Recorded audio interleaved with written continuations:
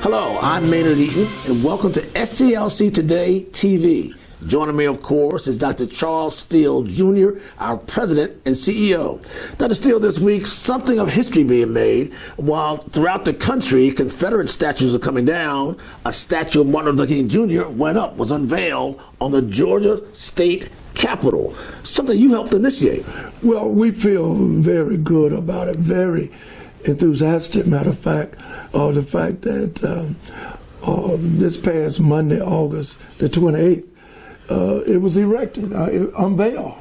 And the fact being is that 54 years ago, with I Have a Dream speech by Dr. King was something that impacted the whole world.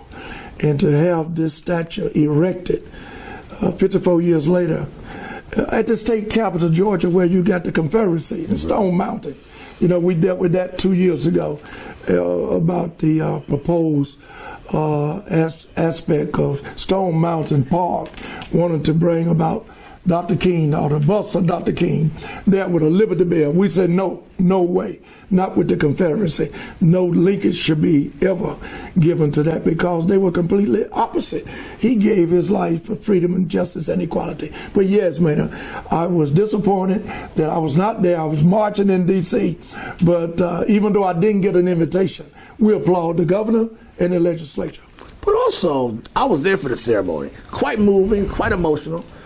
But not one time, sir, was the phrase SCLC mentioned at all, nor the fact that many of the people in the audience had worked with Dr. King or marched with Dr. King or worked with SCLC. A glaring omission, SCLC. Absolutely. We must not forget, SCLC is Dr. King. Yeah. I heard a great leader say just a few days ago that most of the people that's applauding Dr. King now couldn't stand him. He was the most hated man in America. And now considered one of the most loved in the world. In the world. So in a transition of elevation, of participation to go with the upper mobility of society, you always have the threat and the hatefulness of people. That's what Dr. King experienced. Why was Dr. King assassinated, killed? Dr. King was not assassinated or murdered because he had a dream. He was killed and murdered because he woke up to the fact Dr. King actually wanted redistribution of wealth. Yeah. Or equal pay.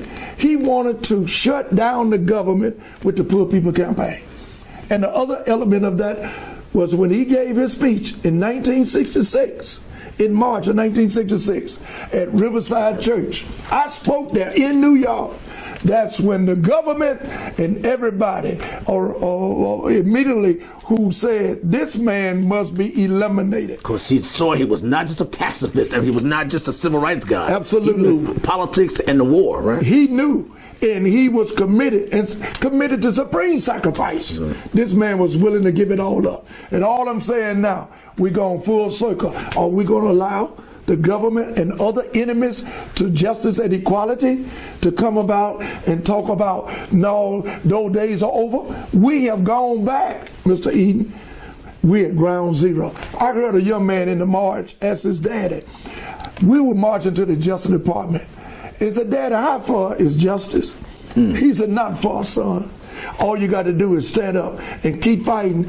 Someday, totality, you will get justice, but you got to keep fighting. Finally, what does it mean for Dr. King's memorial statue to be there on Martin Luther King Jr. Drive outside the state capitol where other Confederate statues that still exist? What does that mean to you? It means a lot because he was born here in Atlanta. The international headquarters of SCLC is here in Atlanta. And we are the exemplary organization of the world. To say, you talking about freedom and justice, you talking about the Confederacy of statues being erected right after or before, during the Civil Rights Movement, then after the Civil Rights Movement. See, many people don't realize the Confederacy statues and the generals and all of that mean-spiritedness was erected and statuetted right after the 60s, Right. during the 60s, Right. during the Civil Rights Movement. See, the movement actually started in the 50s with Emmett Till and Rosa Parks and Dr. King. But when we started having momentum in the early 60s, during the 60s, that's when these Confederacy statues was erected. Went up to intimidate. It was to intimidate. Dr. King's statue was to show how love still matters. It was about love is what love does. As I always say, Dr. King said, hate cannot drive out hate. Only love can do that. And he also said darkness cannot drive out darkness. Only light can do that. We also have to give a thank before we leave to State Representative Calvin Smyre, who you work with. And Representative Tyrone Brooks. That's right. State Representative Tyrone Brooks is the one who dropped the bill in to be legislated. And Calvin Smiley is the one who implemented and followed it through. A meaningful statue in recognition of the work and times and life of Dr. Martin Luther King Jr.